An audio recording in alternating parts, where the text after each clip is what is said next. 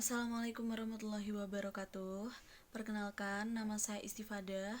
Nomor induk mahasiswa saya yaitu 1918815. Saya dari jurusan Tadris Bahasa Inggris semester 5 dan di sini saya membuat video untuk memenuhi syarat ujian tengah semester 5, mata kuliah Sejarah Peradaban Islam. Di sini saya akan menjelaskan salah satu bab dalam mata kuliah Sejarah Peradaban Islam, yaitu bab mengenai peradaban Islam pada masa Khulafaur Rasyidin. Yang pertama, kita akan membahas tentang pengertian Khulafaur Rasyidin. Khulafaur Rasyidin yaitu pemimpin yang diberi petunjuk oleh Allah. Itu secara bahasa, namun secara istilah Khulafaur Rasyidin ini bisa diartikan sebagai pemimpin yang memimpin masa setelah Rasulullah SAW meninggal dunia. Khulafaur Rasyidin ini dibagi menjadi 4 golongan. Yang pertama Khalifah Abu Bakar As-Siddiq, yang kedua Khalifah Umar bin Khattab, yang ketiga Khalifah Utsman bin Affan, dan yang keempat adalah Khalifah Ali bin Abi Thalib sebagai khalifah yang terakhir. Kita bahas satu persatu. Yang pertama Khalifah Abu Bakar As-Siddiq. Khalifah Abu Bakar As-Siddiq dipilih langsung oleh kaum Ansor dan kaum Muhajirin. Mereka memilih Khalifah Abu Bakar As-Siddiq sepeninggal Rasulullah SAW karena beliau dianggap sebagai sahabat yang paling dekat dengan Rasulullah pada masa itu, dan beliau juga dianggap sebagai sahabat yang selalu menemani Rasulullah di saat Rasulullah menerima peristiwa-peristiwa penting seperti pada masa Isra Mi'raj, dan juga beliau juga menerima gelar As-Siddiq yang berarti seorang yang jujur dari Rasulullah karena kejujuran beliau. Nah, beliau memimpin pada tahun 11 hingga 13 Hijriah. Dan pada masa kepemimpinan beliau, masyarakat Arab ini masih sangat aman dan damai dan tentram, karena saat itu juga masih setelah sepeninggal Rasulullah, jadi masyarakat masih sangat-sangat berbudaya Islam sesuai dengan ajaran Rasulullah. Pada masa beliau, perpolitikan Islam melakukan beberapa hal. Yang pertama, perluasan daerah seperti ke Irak, ke Syria, dan lain sebagainya. Kemudian ada juga pemberantasan nabi-nabi palsu yang awal-awal muncul, dan juga perbaikan kaum-kaum yang tidak mau membayar zakat. Kemudian yang kedua, kepemimpinan Umar bin Khattab, yaitu khalifah yang memimpin pada tahun 13 Hijriah hingga 23 Hijriah. Beliau dipilih langsung oleh Khalifah Abu Bakar As-Siddiq sebelum beliau meninggal dunia.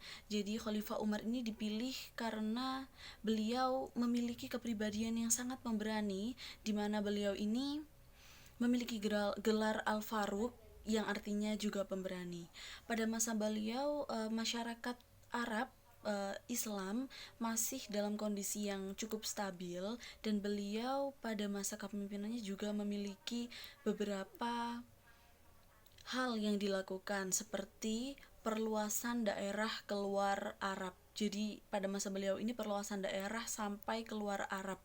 Kemudian ada juga beliau membentuk kalender Islam atau kalender Hijriah yang sampai saat ini dipakai oleh umat Islam sedunia. Jadi beliau ini sangat berjasa dalam pembuatan kalender Hijriah. Kemudian beliau juga memberantas nabi-nabi palsu yang pada saat itu sangat banyak sekali bermunculan. Nah, kemudian sebelum beliau meninggal, beliau membentuk tim formatur untuk memilih khalifah selanjutnya.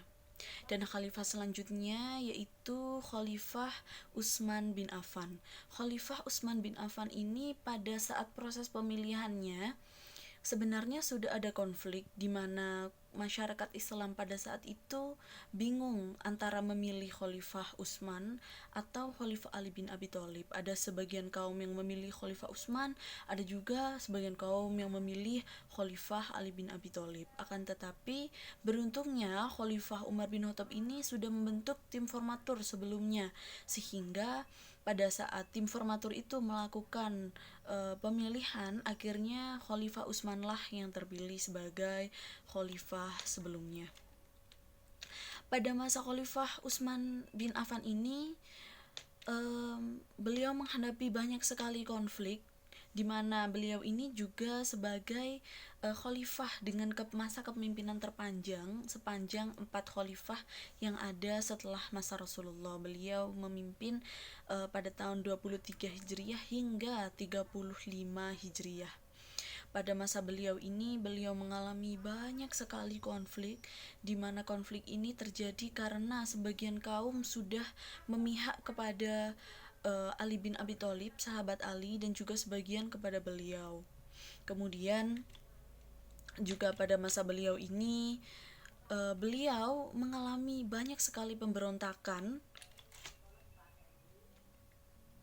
Hal ini disebabkan oleh beberapa hal. Yang pertama karena perluasan Masjid Nabawi, dan juga yang kedua karena pergantian gubernur yang beliau ganti oleh kerabat-kerabat dekat beliau. Jadi banyak sekali masyarakat Islam yang memberontak akibat dua hal tersebut. Kemudian beliau akhirnya terbunuh sebelum akhirnya digantikan oleh Khalifah Ali. Jadi beliau meninggal dalam kondisi dibunuh oleh salah satu kaum kafir Quraisy saat sedang melaksanakan sholat subuh di Masjid Nabawi. Kemudian yang terakhir yaitu Khalifah pada masa Ali bin Abi Thalib. Beliau memimpin mulai dari tahun 35 Hijriah hingga 40 Hijriah. Khalifah ini terpilih oleh pilihan kaum muslimin pada saat itu setelah sepeninggalnya Utsman bin Affan. Nah, pada kepemimpinan Khalifah Ali bin Abi Thalib ini banyak sekali konflik-konflik yang terjadi.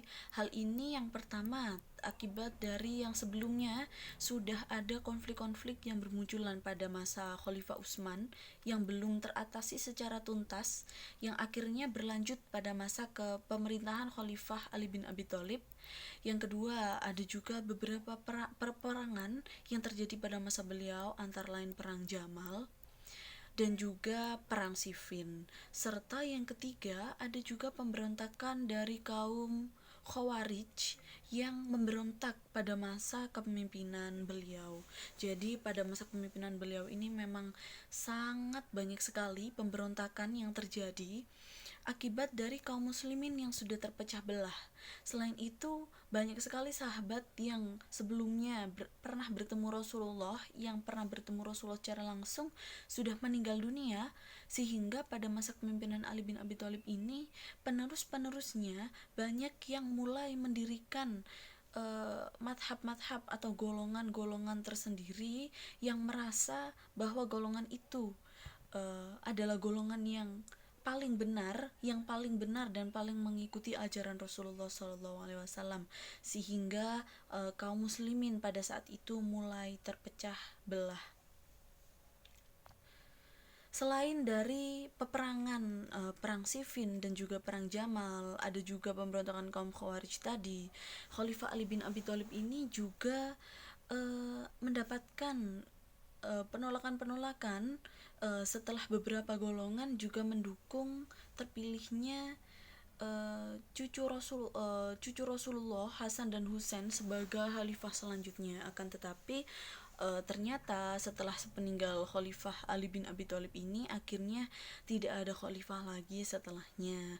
Namun berdirilah kekuasaan Bani Umayyah. Namun ini sudah berada pada bab lain. Kita hanya akan membahas pembahasan khalifah.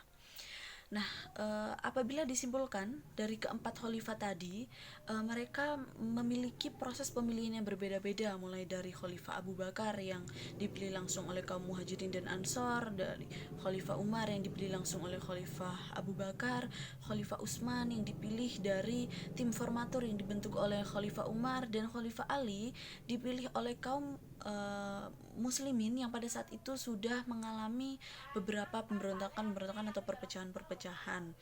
Nah, khalifah masa pemimpinan khalifah ini terjadi selama 30 tahun, mulai dari 11 Hijriah hingga 40 Hijriah, dan setiap khalifah mengalami konflik yang berbeda-beda, di mana mulai dari khalifah yang pertama hingga khalifah yang terakhir, setiap konflik ini selalu mengalami peningkatan, di mana khalifah Abu Bakar masih masyarakatnya kondisi aman, stabil. Khalifah Umar aman, stabil, namun mulai muncul nabi-nabi palsu semakin banyak, dan